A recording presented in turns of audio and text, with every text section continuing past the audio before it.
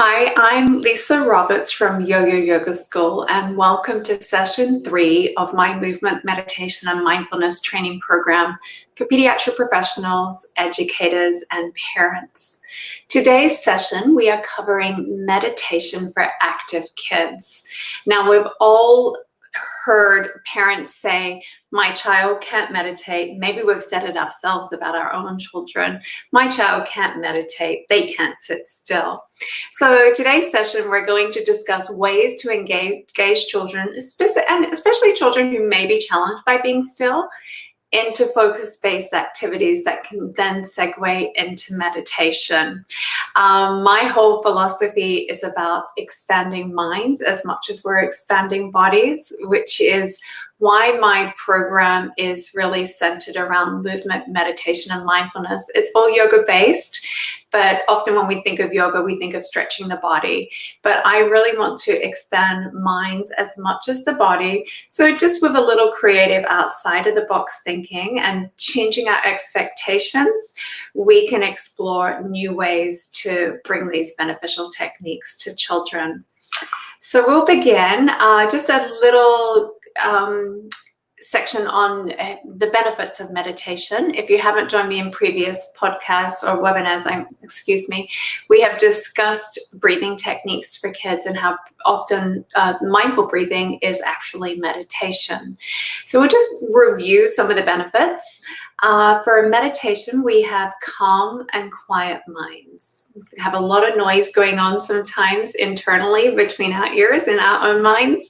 And learning to meditate, learning to quiet those thoughts and settle them down is highly beneficial for everybody, but especially children. Improve focus. So if we can focus better, we can learn better in the classroom, retain information, and process information better. Learn to manage stress and anxiety. Meditation supports mental and emotional health. We begin to encourage inner reflection and self-awareness and develop reflective responses versus reflexive.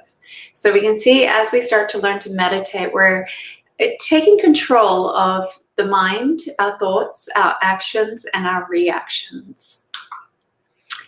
So the big myth, my kids can't learn meditation because they can't sit still. And I am here today to debunk that myth. Everybody can meditate. It's truly about meeting the child where they're at and working from there, setting the child up for success. And as the child becomes successful and you empower them by pointing out and having them reflect how they feel, and they begin to realize, hey, I can do this, you can then build on those skills. So just a little infographic that I've used in previous webinars. And I love this one because this shows what meditation is. And I spoke a little earlier about expectations. Often we think of meditation and we may picture somebody meditating on a mountaintop in Tibet. And that's all very well if you can do that and that's your thing. But really, meditation is just a fancy word for being present in the moment. 100% focused on one thing. So in the image here, we have the human and the dog walking in the park, and the human's got all this stuff on their mind, and the dog is like, hey, it's a sunny day, I'm in the park, and with my human, life is good. So I'll show this image to children that I work with and say, hey, who's meditating? And of course, it's the dog. He's meditating, he's 100% in the moment. And who would you rather be? And I would say 99.9% of the time I am told the dog. And I certainly would like to be the dog. And we're always learning. So even as somebody who teaches meditation, sometimes I also need to remind myself to practice. We're all human. So I often look at this and think, yeah, that's what my goal is to be the dog one day too. So we're talking about active meditation today. How does that compare with reflective meditation? So active meditation, we're using a strong anchor to connect the child to the present moment. And we'll explore some of these in a moment, and you'll see what I mean as we go on to explore some of these activities.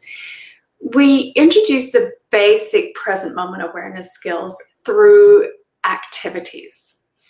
And then that sets the child up for success. So often I'll be playing an active meditation game with a child. We'll play, we'll discuss at the end how they feel, what they were doing. And when I tell them, hey, do you know you were just meditating? Often I have this mind-blown reaction from them because it's so much fun.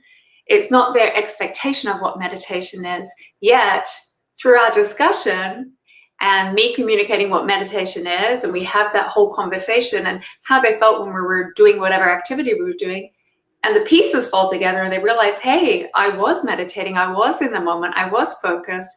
They're so excited, especially kids who are challenged by being still, because a lot of these kids present with behavioral issues. So, you know, they're the kids that are fidgeting in the classroom or being disruptive.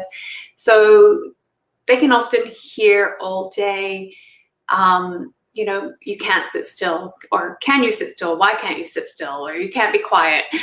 And well-meaning teachers, well-meaning parents will say this, and they hear this all the time. So they really believe that they can. So when they're showing, hey, you can, we've just got to make this technique or find a technique that appeals to you, that works for you, you start setting them up for success.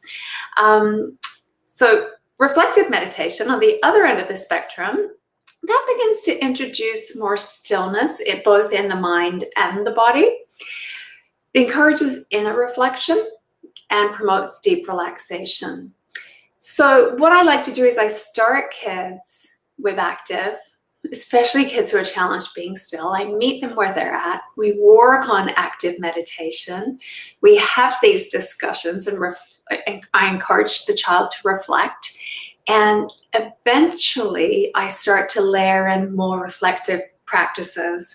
And by the end of this webinar today, we're going to start with some super active techniques. And I'm going to show you how to then begin to segue with still these really strong anchors that you have from active meditation, but start to segue into slowing down and quieting the mind and body. The next webinar, session number 4, we will begin to explore reflective meditation for children. So we're going to go through this little journey together of starting with active, beginning to introduce reflective, and then moving completely into reflective meditation for children.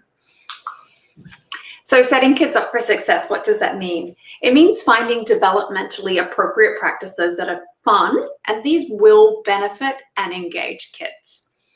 Empowering. Every child can meditate. It's just about you having the patience to work with the child and find what works for them. And that goes for anything, any kind of mindfulness or meditation, and even movement. You need to find what appeals to and engages the child and what works for them. If it's something that doesn't resonate with them, it's time to move on and find what does. And everybody's different, everybody's unique. But that's a wonderful thing about working with children. You can get super creative. I have a lot of fun myself coming up with the ideas and techniques I do with kids. And as discussed in previous webinars, sometimes the very same technique, just presented in a completely different way, can appeal to a child.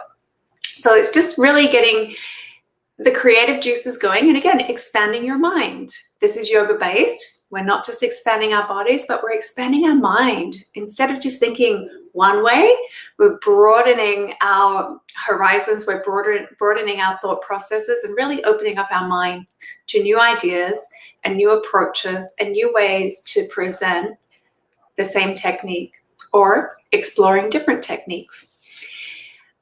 Educating and empowering kids, explaining what you're doing, why it's good for them. And this we can do in discussion. It doesn't have to be a boring lecture. Ask questions, listen, and respond thoughtfully.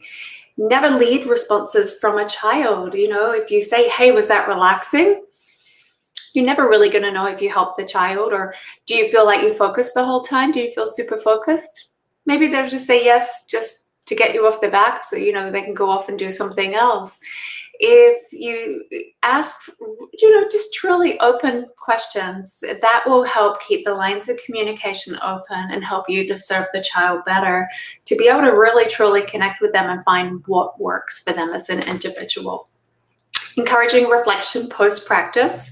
As you'll see with some of these activities, as I explain them and demonstrate them today, I often will discuss throughout the practice, just planting little seeds and just encouraging the child to reflect on what we're doing during the practice, just to have them begin to notice how their body is feeling, if they're breathing, if they're focused, and just to start to encourage that reflection through our practice together. And of course, empowering and encouraging, rewarding, hey, you did this, you just meditated for 5 whole minutes, whatever it is. Really encourage and empower the child, because especially if they are children who are challenged by being still, this is something that's amazing for them. To be able to focus for 5 minutes straight is a huge achievement, and that really needs to be recognized and encouraged. That will encourage the child to build on that and maybe do 7 minutes next time. So just a little review of some active, mindful breathing techniques. So as we've discussed in previous webinars, mindful breathing is a form of meditation, because if you're focused on your breath is happening in the moment. So if you're connecting to something that's actually physically happening in your own body in the moment, you're connecting to the present moment. So we have our Hoberman sphere. Just move back a little, make sure you can see me on the screen. So we have the Hoberman sphere. This is a nice way from our breathing techniques from our first 2 webinars for a child to see and connect to the breath. Now this is quite slow. So this is something that I would introduce. This is a great anchor. It's a great tool. But if I had a super active kid, maybe this isn't the starting point. This may be something that we use to segue in once we've had a little success with more active meditation. But it is a great tool, and this is what I mean when I talk about anchors. It can just be a simple prop like this that really helps a child connect to their breath. So another technique we discussed in a previous webinar was Fuel Your Moves, which is connecting movement to breath. So we do this typically in yoga. When we are moving the body, we connect with the breath. Further along in this webinar series, we will be exploring yoga-based postures and stretches and sequencing flows and warm-up sequences, which are all linking the movement of the body to the breath. And this is meditation in motion. It's mindful movement. And these are great. That's why I really love teaching kids yoga, because the movement portion combined with the breath, you are meditating, but we're learning to get some of that energy out in the body and give the body something to do. Often when we have fidgety kids, it's because they just don't know what to do with their body, and they've got this extra energy that they're just, so to be able to give them a structured set of movements linked to the breath can be a really helpful tool. So that's just a couple of reviews that we've already discussed in previous webinars. And these are, in addition to being fabulous breathing techniques, in a way, they are also introducing active meditation. But we want to start with the super active kids. So we're going to discuss pencils, scarves, and freeze dance. I'm actually going to play a little movie demonstrating pencils. So we'll get that one going first. Hi, I'm Lisa Roberts with Yo-Yo Yoga School, and I'm here with my buddy Noah. We're here to show you a fun way to teach kids to meditate that's a more active form of meditation. So they learn to focus, they learn to center their minds and be present without actually sitting in lotus meditating. You ready, Noah? Okay, so I want you to bring your palm up for me, and we're going to hold this pencil between our palms, and let's watch what's happening here rather than on camera. Good. Okay.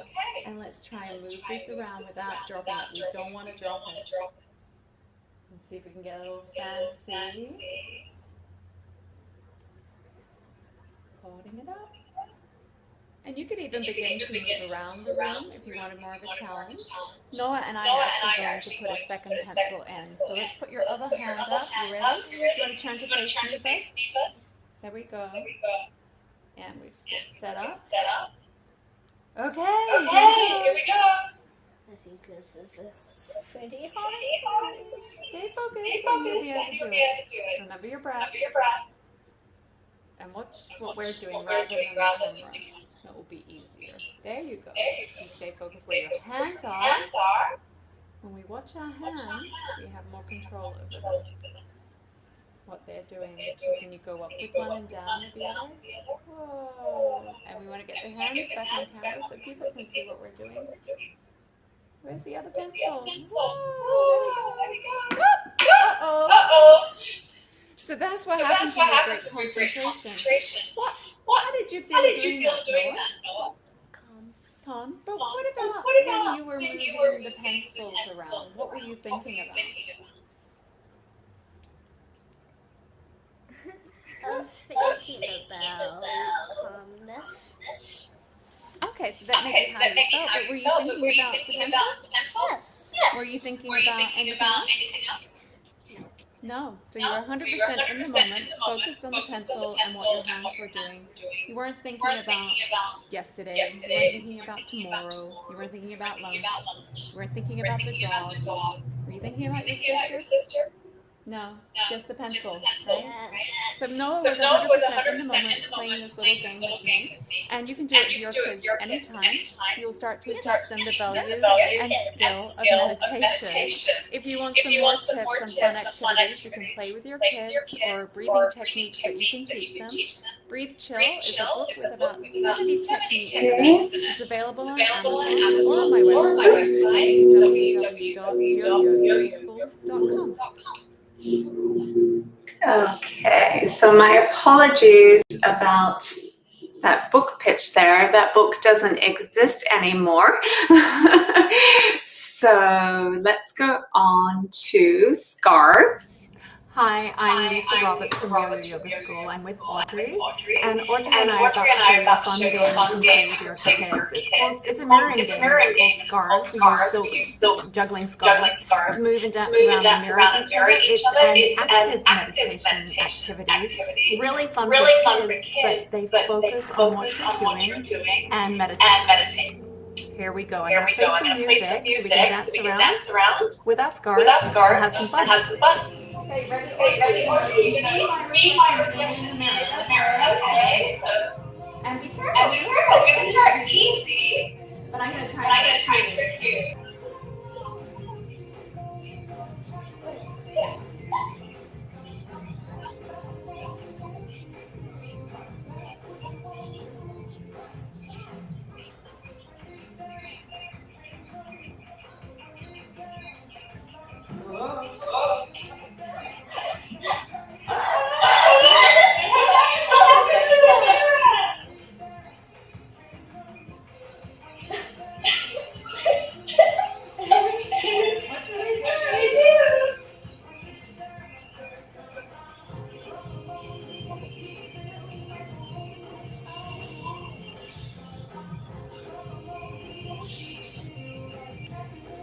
Okay, so I'm going to pause that there so you get the gist of it.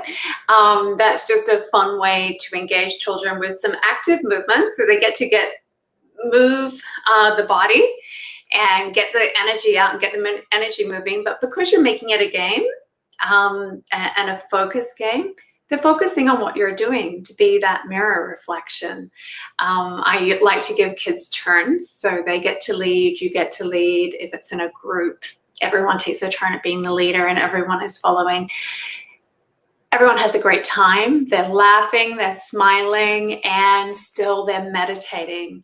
And you can put a loud, really happy song on. And so again, we're just thinking outside of the box and moving away from that perceived notion that meditation has to be perfectly still and quiet. It can be loud and happy and silly, and you can still be 100% focused in the moment. Another activity that I had listed there was freeze dance, which is similar. We dance around to music freely. Kids can make up their own dance moves, and then when the music stops, either freeze. I like to do this as part of a movement, meditation, and mindfulness complete session. So a lot of the yoga-based postures and stretches we've learned, we can review those by playing this meditation game. And so we dance around freely, and when the music stops, we find a pose, a posture, or a stretch, and we hold it until I start the music again. So that's a way for kids to learn to really move the body, play and have fun, but still be focused in the moment. And these are all meditation. We're listening for the music. We're focused on holding the posture. We're focused on doing the mirroring, or we're focused on holding the pencil up. And you noticed in the video I demonstrated just how I encouraged Noah to reflect on that and say, hey, what were you thinking about? You know, I didn't ask, were you just thinking about the pencil? I let that come as part of our conversation. So he realized, hey, I was in the moment. I was successful in meditating, even though I was just playing this fun game. So we'll move on to the next slide. So that's just some fun ways to actively meet children where they are at if they're super active kids.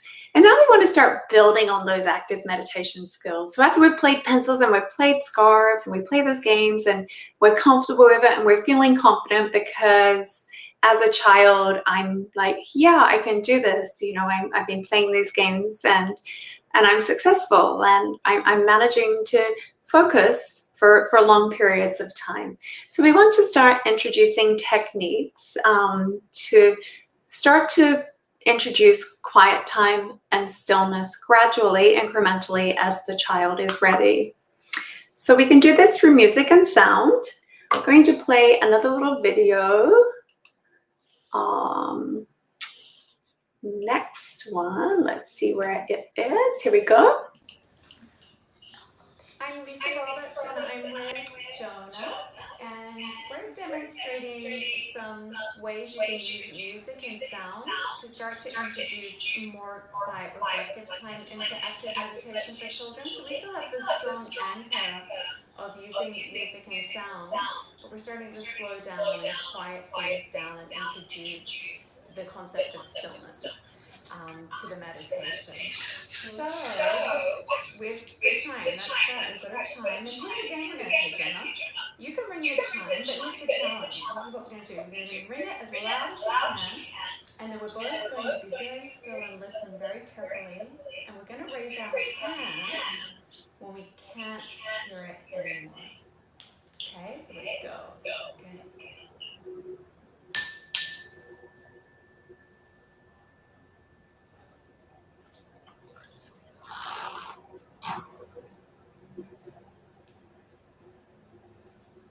Yeah, so it's actually singing for us. Should we do it again? Do one more? See how long. Oh.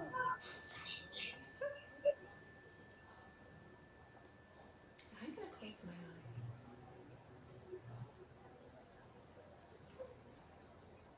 Yeah, that was singing. Yeah, exactly. So you can just follow the sound, again, making it a game, but really introducing that still, quiet time for children. Okay. So that's another fun way to introduce meditation to children using sound. The singing bowl is another one. I'm running a little overtime today, so we might have less time for questions and answers, so I hope that's okay, but I'll just demonstrate the singing bowl really quick if you haven't seen one of these before. So kids love it. I do recommend buying a relatively cheap one. Same with the chime. If you're working with children, you're going to have the kids that, you know, accidentally drop it, ding it, hit it the wrong way. So don't get, you know, a 1,000-year-old ancient one from Nepal or Tibet. Definitely just buy one that's on the cheaper side if you're working with children. So we tap it, and you can hear I'm relaxed. I'm breathing. And the ball is singing for me. And it can make quite a lovely sound. Now, it's great for children to learn to play this because often they will hold on tight. They will force it, try to make the sound. So it's a great analogy too, like, hey, if I'm breathing, if I'm relaxed, if I'm not holding on tight, if I'm not forcing, ball will sing for me. But if I try to hold on tight or force it, immediately she stops singing. So the singing bowls are great. The kids really get a kick out of those. I've used it with groups and individuals. Lots and lots of fun with the singing bowl. And the sounds can be quite interesting and kids just really engage with that sound. So sound as the anchor is a really, really nice way to introduce quiet reflection time to children and slowing down. Another way is crafts. So we have the snow globe meditation, and that's making what we call a mind jar or a snow globe jar. So you can see it's full of water with glitter. I probably do about 50% to 75% water and the rest vegetable glycerin. The vegetable glycerin you can buy anywhere at a craft store, typically have them. I find them at Whole Foods or maybe Trader Joe, but generally health stores you can find them. Certainly Amazon, you'll be able to find vegetable glycerin. And that just adds some viscosity to the water, so it makes the water a lot thicker so the glitter can move through a little slowly. Now what I recommend when I'm working with kids, we use different color glitter, and I think this is a great tool because you can see if I shake it up and doesn't your mind feel like that sometimes with lots of thoughts swirling around? So it's a great visual to how we can feel sometimes. And some children may not be able to express that. Hey, I feel like I've got a lot of thoughts going around my mind. But when they see this and know, yeah, that's how I feel sometimes, they can then make that connection. And then they can truly understand from this simple visual what meditation is. It's just letting all those thoughts settle so our mind can be clear and calm. So it's a really nice visual for what meditation is doing and achieving. Now, I will, when I'm working with kiddos, suggest if they've got specific things on their mind, they can name or assign a color of glitter to each thought. So as they're making their jar, we'll put in a different color for each thought that seems to be ruminating in their mind. And then once they've sealed up the jar and shaken it up, we'll sit quietly and watch as those thoughts settle. So that's a wonderful craft. I love doing crafts with kids when we're working on mindfulness and meditation because it's something that gives them a sense of pride and ownership over their session, something they can hold on to and keep that they made themselves. And I believe it really encourages children to continue practicing the technique on their own when they go home or whatever. So another cool, I will do happy breathing beads. I have a little video for that, so I'll jump onto mandalas first. So mandalas are typical to yoga, typical to meditation. They are intricate design, usually very colorful, very pleasing to the eye, typically in a circle. And the idea is the design, the colorful design draws your focal point to a central point, and you can use that to sit and look at and meditate. Now, that's all very well and good, having a beautiful mandala to look at, yes. But for children, I believe the meditation component, particularly for active kids, begins with coloring the mandala themselves or designing the mandala themselves. And then if they choose, they can keep it hanging on the wall and you can teach them to use it just to quietly reflect and meditate on their own design. So I've got a book here. This is a wonderful book. These are mandala stickers. It is by Valentina Harper. It's called Color Your Own Stickers. Mandalas, just color, peel, and stick. So that's the book. It is Here's an example that I was coloring yesterday. Just making sure I'm getting that on camera there. Okay, there we go. So you can see this is a very intricate design, but you can find designs that are very simple. I have a couple here that I found, and you can find these online. There's plenty of mandala coloring books. There's free downloads online. These I found on the Crayola website. They're very simple for younger children, more crayon friendly. And just the act of coloring, you can be so focused that this is meditation. And during this act of coloring mandala or designing our own mandalas, which I'll show you in just a moment, this is where I'll be coloring with the child, and we're chatting, and I'll just, say, hey, are you breathing? Because when we talked about breathing and activating our stress mode or our sympathetic nervous system, we always talked about stress or anxiety or, those kind of situations that can trigger that. But it can be when we're doing something we absolutely love, we can be so focused on coloring that we forget to breathe properly. We're holding our breath or we're tensing up our shoulders because we're just so super focused. So we're beginning to introduce that mindfulness and that present moment awareness, that mind-body connection. It's like, hey, are you breathing while you're doing this? Are you relaxed while you're doing this? How do you feel? What are you thinking about? So again, we start to teach children to reflect and be aware of their habits and be in control of the mind, the body, and the breath. So I'll put those aside for now. So that's coloring mandalas, which are great. And then, of course, once they've colored, you can keep them, put them on the wall and use them for a meditation, a more very reflective meditation session. Another activity I love to do with kids is to design their own mandalas. So just a simple paper plate. You can make your own circle. And within that circle, create your own design and then color it. Some of my children I work with create an intricate design and then give it to somebody else to color. So lots of options. And back to this expanding minds, we don't have to do it in a circle just because traditionally they're in a circle. We could do an Easter egg shape. So I've got some little Easter egg felt that I carry that I can trace to make an Easter egg shape. Another symmetrical design, something like a butterfly. Doesn't have to be a circle, and we can do a great little mandala design in here. And of course, we could do a heart for Valentine's Day. I've done pumpkins for Halloween. Again, only limited by our imaginations. And then a fun little mask. So we've got another symmetrical design. It's you could do a very intricate design that mirror images on each side, and something that the child can keep and wear as a mask and play with, but also a great little activity. And it doesn't have to be an intricate design. It can be a very simple design too, depending on the developmental stage of the child or taste.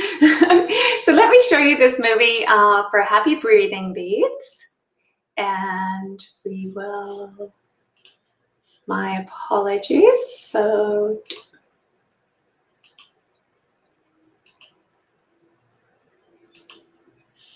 okay.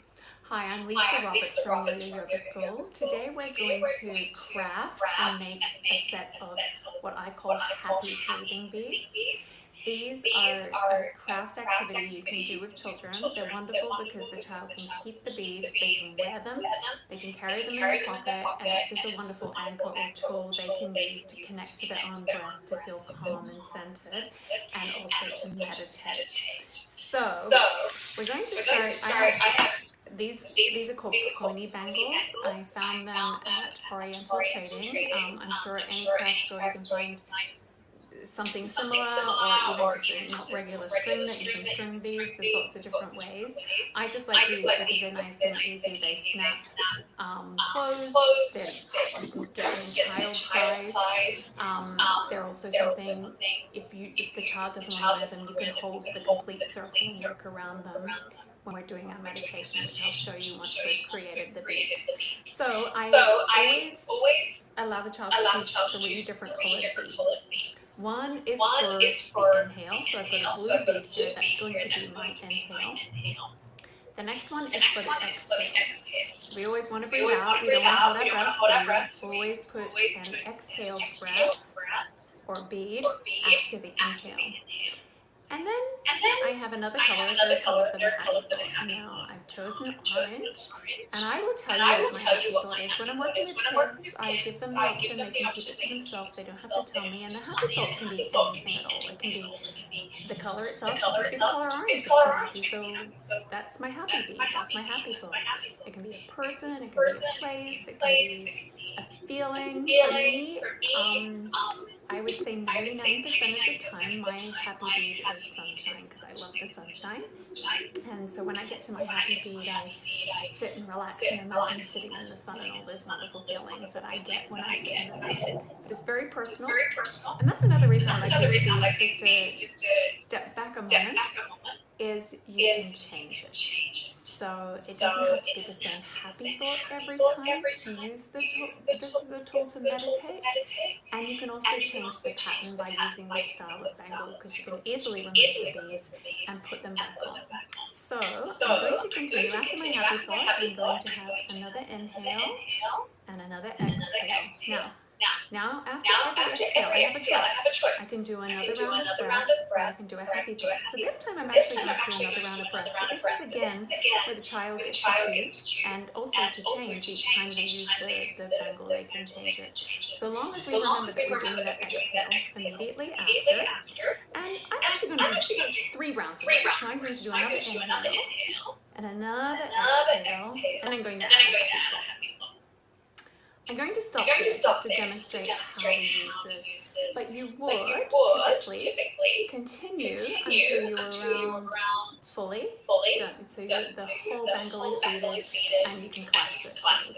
But just for the sake of this demonstration, I'm going to finish there. So when we're ready to use this as a tool, we get a nice comfortable position. I place my fingers on the first bead, which is my inhale. I'm going to take a nice easy breath in. I'm going to spin that bead the whole time I'm breathing in.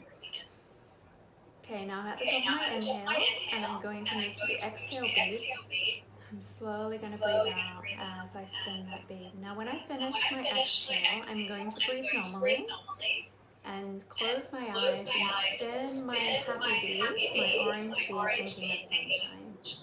And I'm going to sit and breathe and spin that as long as I feel like it. Then when I feel ready, I'm going to move on. I've got an inhale, so I'm breathing in.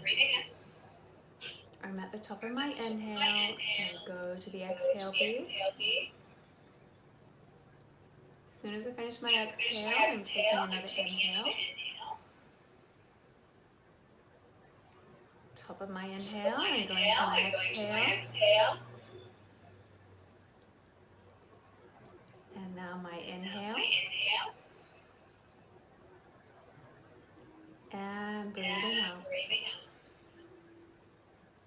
And then I'm back at a happy thought. So I'm going to breathe normally, close my eyes, enjoy the feeling of being in the sunshine. Now I encourage children to do at least one rotation. And then when they get to the class and they're about starting to reflect, how do I feel? Do I feel calm? Do I feel centered? The answer's not quite. And I encourage them to keep going around the bracelet as many times as they need to. Again, this is a wonderful tool because after your child's made it, they can wear it. And if I was wearing this, I can't put this one on my wrist because it's a child size. Let's imagine my fingers are my wrist, and this is the bracelet, and I'm wearing it. I can take, I'll start with one breathe in. Breathe out. Breathe in. So if you're working with a child who gets anxious in the classroom or having a medical procedure, this is something they could wear. It's very subtle. Nobody knows what they're doing, and if they have that moment where they need to feel centered, they can just run their finger on the beads and connect to their breath, and nobody knows what they're doing. It doesn't have to be a big production or something like that. They can do it very subtly without being self-conscious about it, and just always have this tool with them, knowing they can connect with their breath or their superpower anytime they need to. Okay. and I'm actually wearing it. I squeezed it on my wrist during while that was playing. So a child can wear it and just connect to their breath as they need to. Even just carrying it with you is just a reminder that you have that superpower and ability to not only breathe and master your breath, but to meditate and clear your mind as well. So we'll move on. I'm going way over time today, so I'm hoping that's okay. So beanbag balance. So this is a fun way for me, and this is how I get children to slow down when we're doing mindful movement. So if I have kids who are super active and fidgety, even during mindful movement, just placing a beanbag on their head and challenging the child to move. Like in this photo, Audrey and I are doing tree pose with a beanbag on our head. Now we didn't pop it there once we're in tree pose. We started in mountain, had the beanbag there, and we move into tree pose. And there's lots of different movements that I do. And as soon as we put the beanbag on their head, because it's a game, it's a challenge, we're playing, we're having fun, we're all got a beanbag on our head, we're seeing who can move without dropping the beanbag. Because it becomes a playful challenge, kids then stop thinking about fidgeting and actually really do focus on slowing down and moving mindfully. So the shush and the bell game, I will again play another little video. My apologies that I have to scramble through. Here we go. Hi, I'm Lisa Roberts and I'm with Jonah again. Yes. Hi, Jonah. Hi. Hi. So Jonah and I are going to demonstrate some games that you can play to introduce meditation to children. So these are more focus-based games that actually start to connect children to the present moment. Really great for active kids who may be challenged by sitting perfectly still. You'll see how these games encourage that inner reflection and stillness and are still fun for children to play. Are you ready, Jonah? So the first game we're going to play is called the shush game. Okay? We take turns, and I will say, for example, if it's my turn, and then I sit very quietly, and I wait until I feel, smell, or hear something. And then I will say what that is, and then you take your turn. And it sounds easy, because at the beginning we're going to notice sounds that are obvious and maybe sensations that are obvious. Or cars outside. Exactly, there's little things providing noises for us, but the longer we play, the more still we have to become, and the more we have to start listening really deeply, really deeply, because the obvious sounds, we're already going to name those, so it's going to get harder, and we have to be quieter and still. Okay, you up for the challenge? Yeah. All right, do you want to go first? Okay. Okay, let's do it. I hear TV. You hear the TV, okay. I hear somebody talking in our living room. I wonder who that is.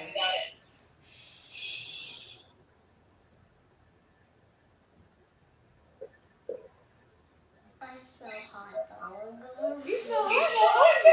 Ooh, I must have been hot dogs day.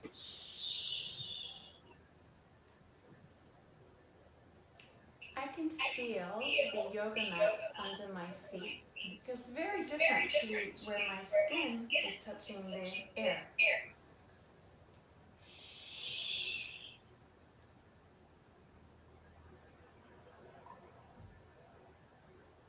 I can hear the cars outside. Right, you listen, you can hear the cars. And we are 11 floors up in our apartment.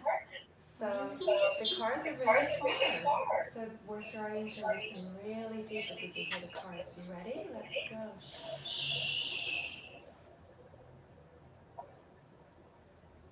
I can hear the air conditioning making that little humming, buzzing sound.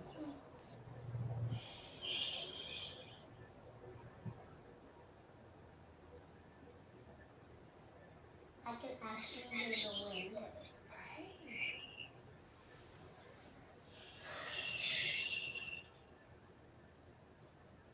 I can feel the air on my skin. I think the air conditioner just kicked in a little.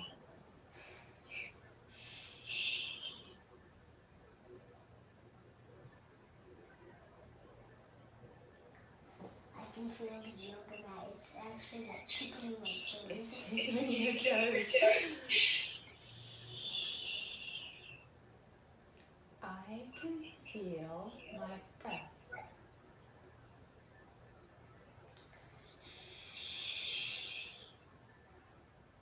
I can see. What can you see? Oh. My eyes are closed. Your eyes are closed. So sometimes when we close our eyes, we can hear a little deeper and smell a little stronger. It just helps us to get rid of any distractions so we can really focus on what we hear. So that's a good example of turning it into a fun game. Be taking a moment to be in the present moment and really notice what we feel, smell, and sense. Seeing would be too obvious because there's so many things, but that is one you could do with a child too, especially younger children. You could just play the kind of like an I Spy game. It could Would be bring fun them into because the present they're moment. looking around like, oh, first thing I saw was books. Right, lots of books. Okay, so Jonah and I are going to demonstrate another game that really helps kids to focus well. This one's very common in yoga circles for children. It's called the bell game. So we're going to start. You're going to bring one bell over, Jonah. So I'm going to bring a bell on a string, and I'm going to very carefully place it down in front of you. Okay? The challenge is I'm not supposed to make it ring. Do you think I can do it? I think. Okay, let's try it. So we've got a bell on a string, and I'm very, very gently going to place it on the mat in front of you. Bless you. Okay, now it's your turn. So we're going to switch up and put it in front of you. And then that will.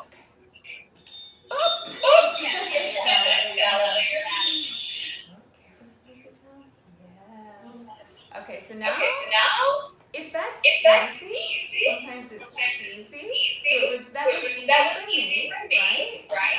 I didn't ring, so I'm going to make it a little more challenging for me. I'm going to try two. You think I can do it? You don't think I can? We'll see. I'm going to try my best. Okay, so I have two bells on a string, and carefully as I can. This is the tricky part. Oh! Yeah.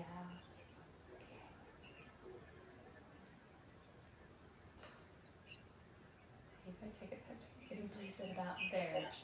Oh. You got it. Oh. You're going to do three? Okay. That's okay. You just keep trying, right? No big deal. Really. Right? We just do our best. Awesome. So that's a fun way to explore really well when you have large groups of children. They really step up to the challenge to see if they can deliver that to their friends without pointing. Okay. So that's some fun ways you can introduce games. And just by making it a game, you can introduce focus-based techniques to children and present it as a game. And then through playing, encourage that reflection, educate the child on what's actually happening, how they feel, and empower them with their successes. So